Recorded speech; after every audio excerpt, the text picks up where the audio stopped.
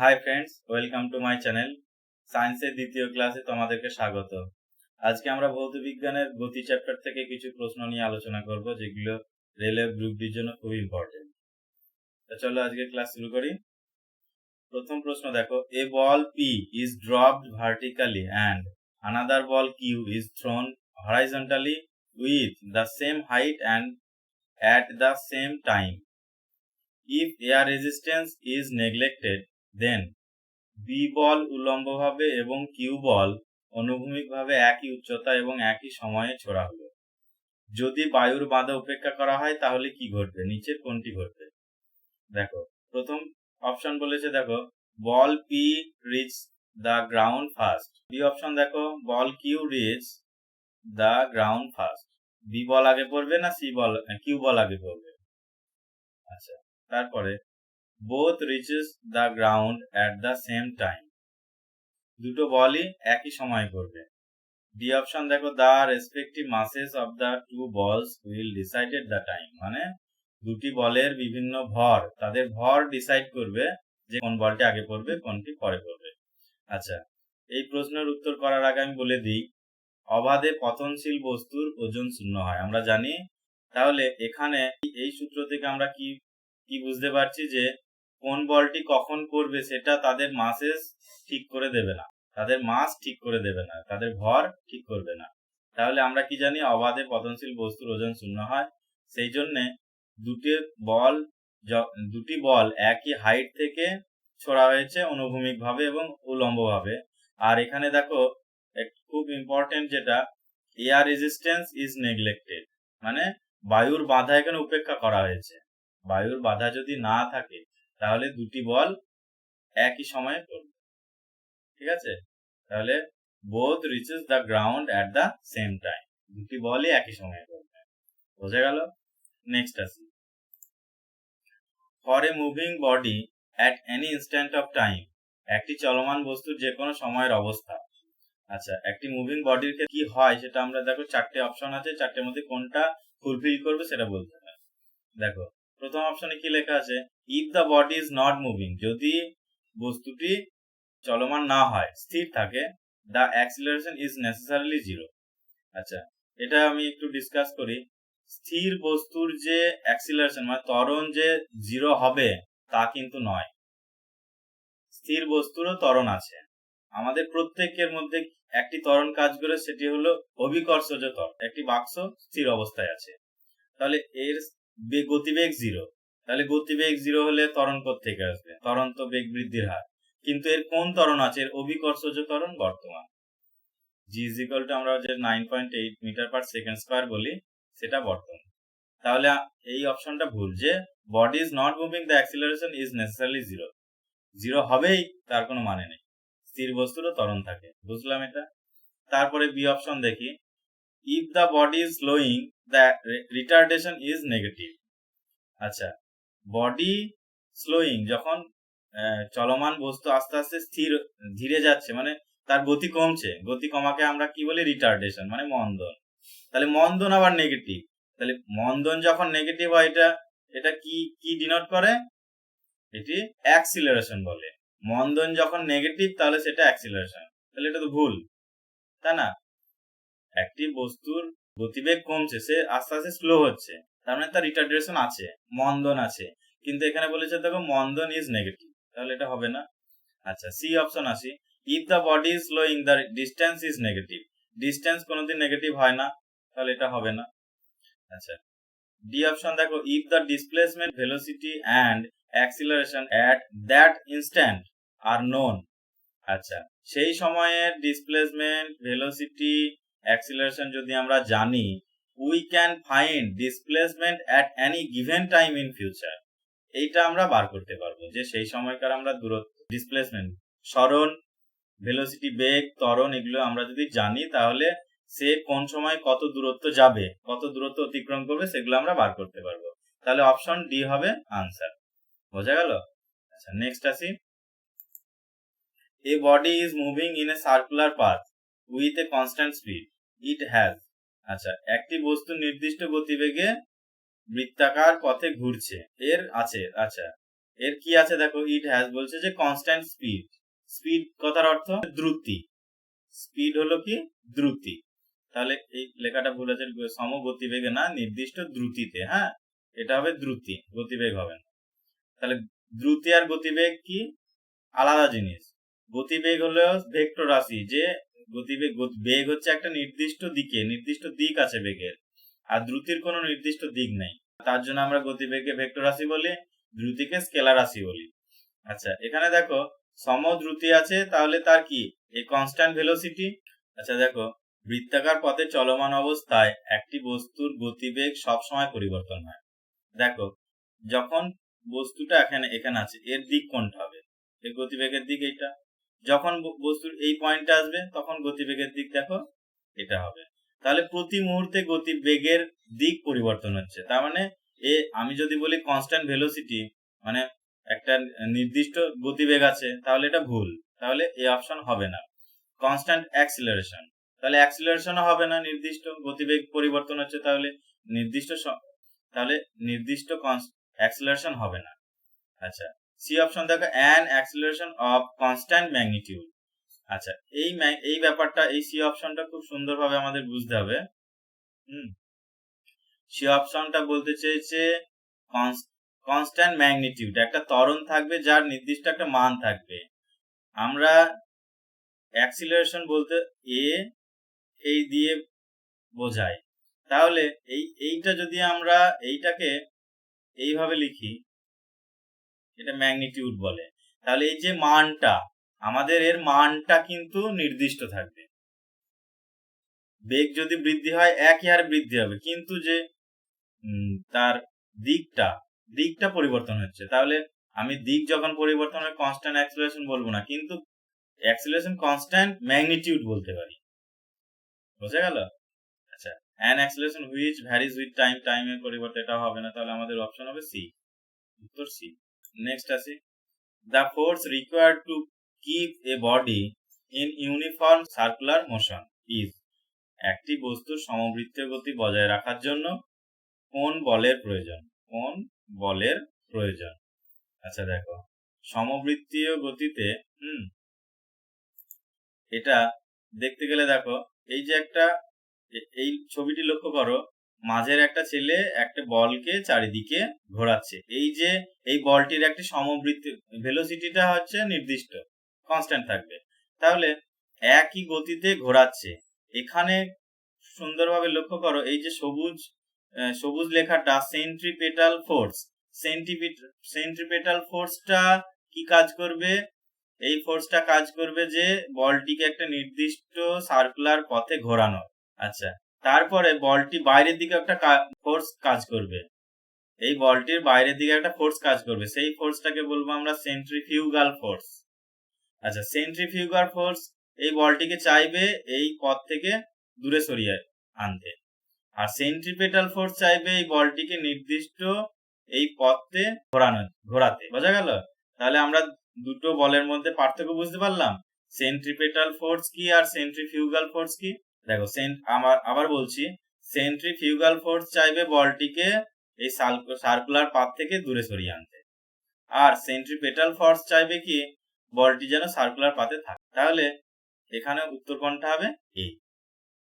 দেখো রেজিস্ট্যান্স মানে বাধা, কোনো বাধা প্রয়োগ করলে তো বলটি ওই পথে ঘুরবেই না, তাহলে এটা হবে না, তাহলে কোন অপশনটি হলো এ। ঠিক আছে, নেক্সট আসি, a person is sitting in an open car moving at constant velocity throws a ball vertically up into air, the ball falls। দেখো সমবেগে ধাবমান একটি খোলা গাড়িতে বসে থাকা একটি মানুষ একটি বল উল্লম্বভাবে বাতাসে ছুড়লো, বলটি পড়বে, বলটি কোথায় পড়বে? গাড়িটি কিন্তু চলছে, সমবেগে চলছে।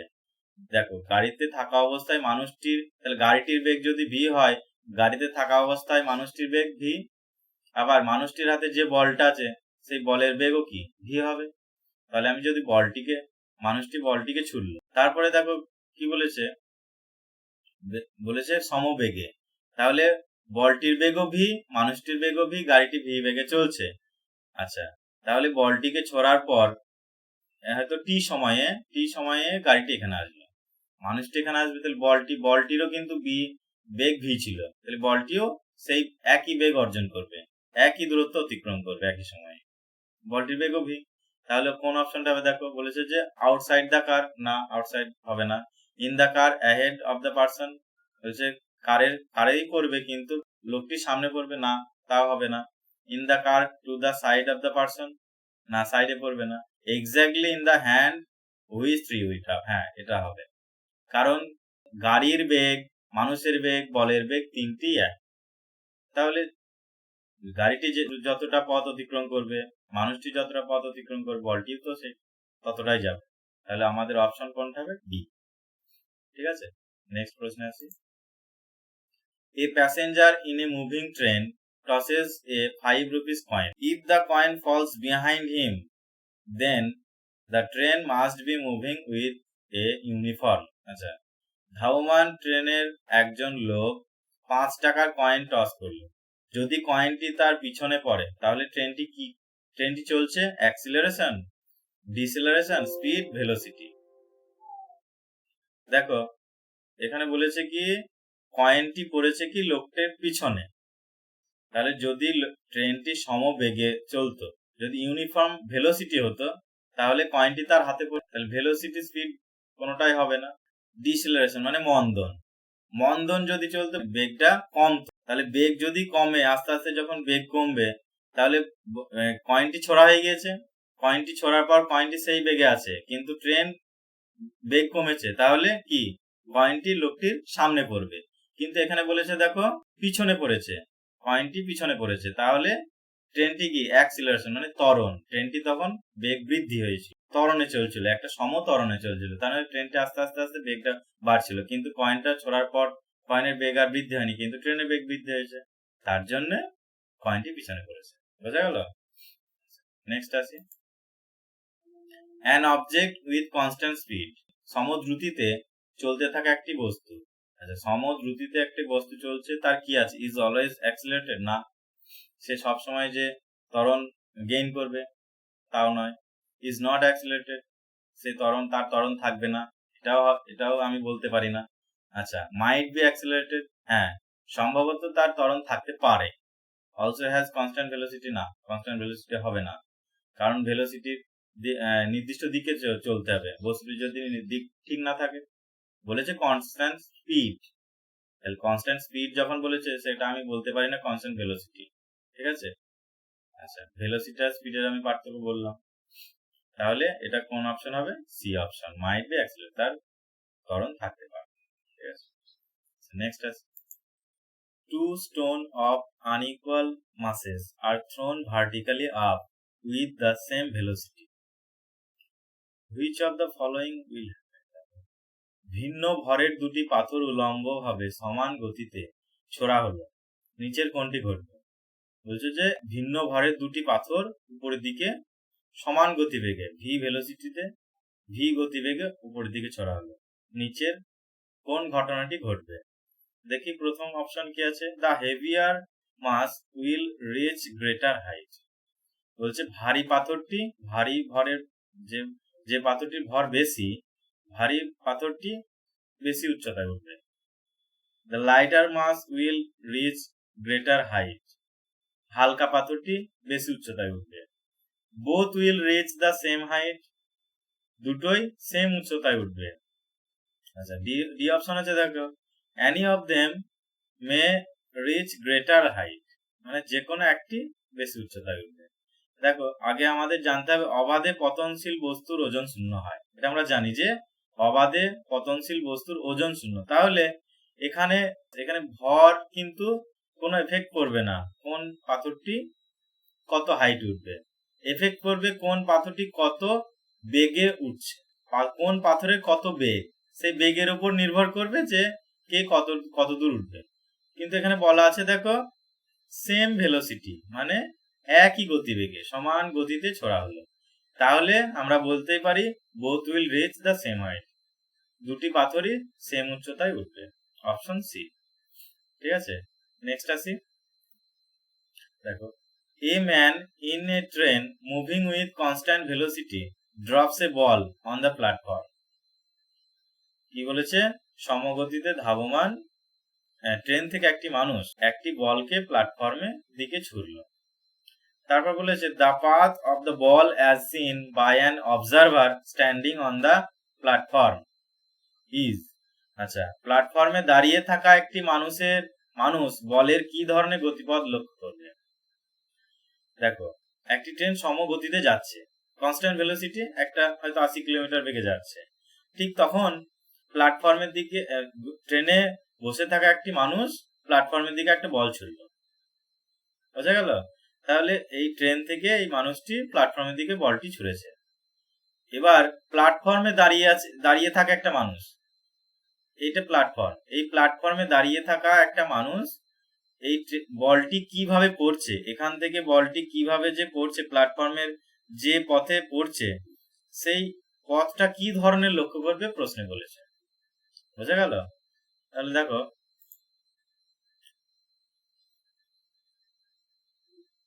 এই ছবিটা লক্ষ্য করো, অবজারভার অন ট্রেন, ট্রেনে যে বসে থাকবে, এই ব্যাপারটা বাদ দাও। হ্যাঁ, এইটা দেখো, ট্রেন থেকে বলটি ছোড়া হয়েছে প্ল্যাটফর্মের দিকে, তাহলে বলটি ঠিক এই পথে প্ল্যাটফর্মে এসে পড়বে।